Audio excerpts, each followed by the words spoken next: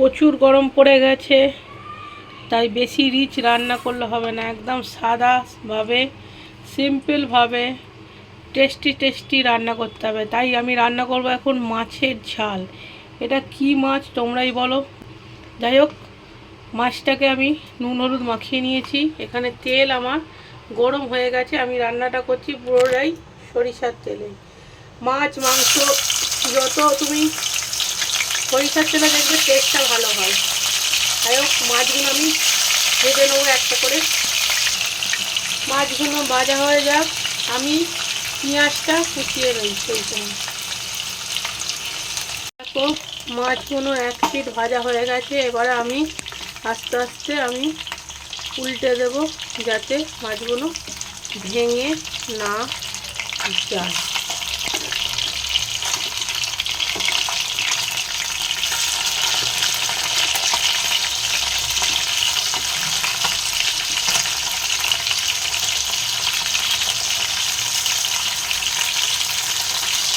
এই মাছটা এনেছিল সেই রবিবার ঝগড়া হয়েছিল বলে রান্না করিনি। আজকে বুধবার, আজকে আমি রান্নাটা করছি। আর দেখো, মাছ ভাজতে ভাজতে এরকম আমার পেঁয়াজগুলো সমস্ত কাজ করা হয়ে গেছে। এবারে মাছগুলো ভালো করে ফ্রাই হয়ে গেলে পেঁয়াজগুলো দেবো। দেখো, মাছ ভাজা পুরোপুরি ডান। এবারে প্রত্যেকটা মাছ আমি তুলে নেব। এটা বেশি কড়া করে ভাজার একদমই দরকার নেই, হালকা করে ভাজলেই যথেষ্ট। চলো, মাছগুলো আমি একটা একটা করে তুলে নিই। বেশি নাড়ানাড়ি করলে আবার ভেঙে যেতে পারে।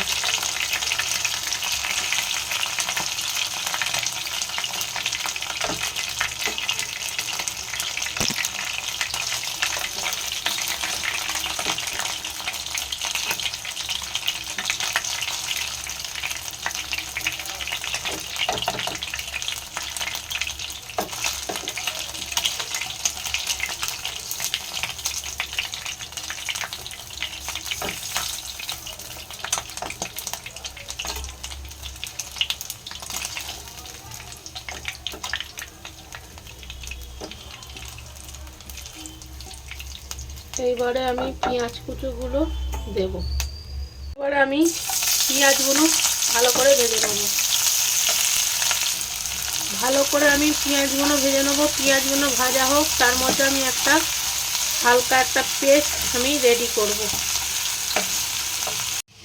আমি এখানে একটা পেস্ট বানাচ্ছি, আদা, টমেটো, জিরে আর কাঁচা লঙ্কা। এর মধ্যে আমি রসুন ইউজ করছি না, তোমরা চাইলে দিতে পারো। আদা, টমেটো, জিরে আর কাঁচা লঙ্কার একটা পেস্ট বানাবো। আর এখানে পেঁয়াজ আমার ভাজা চলছে। এই দেখো, পেঁয়াজ আমার ভাজা রেডি। এবারে পেস্টটা আমি দিয়ে দেবো, আদা, টমেটো, কাঁচা লঙ্কা আর জিরে। আর এর সাথে আমি লবণ, হলুদ আর একটু সামান্য কাশ্মীরি লঙ্কা গুঁড়ো দেবো।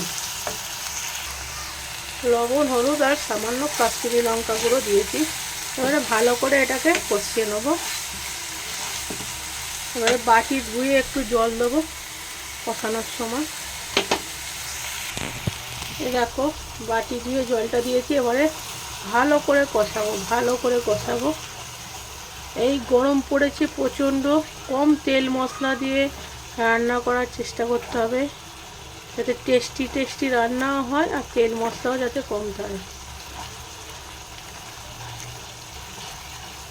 একদিন তোমাদেরকে মাছের ঝোল, গরমকালে মাছের ঝোল দেখাবো।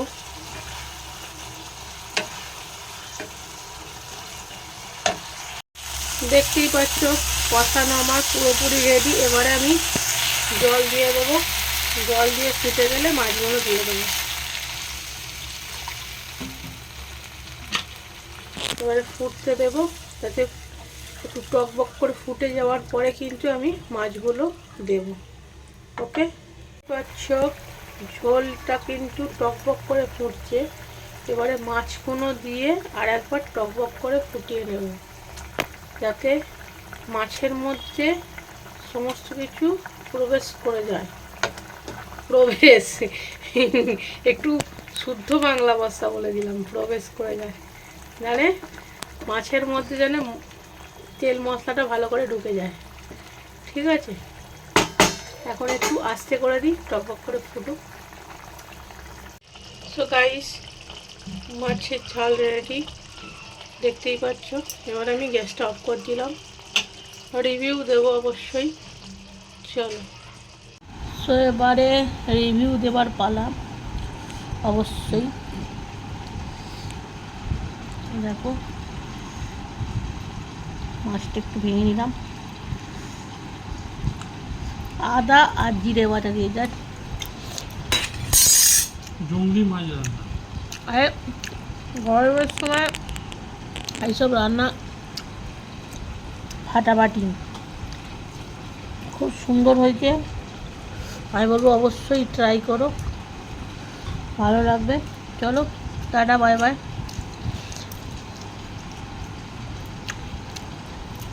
ভালো থেকো, সুস্থ থেকো, হাসি খুশি থেকো। আর নতুন বন্ধু পুরনো বন্ধু সকলকে অনেক অনেক ভালোবাসা। নতুন বন্ধু চ্যানেলটাকে প্লিজ সাবস্ক্রাইব করো, পুরনো বন্ধুরা তো সবসময় পাশে আছি। চলো টাটা, খেয়ে নিই।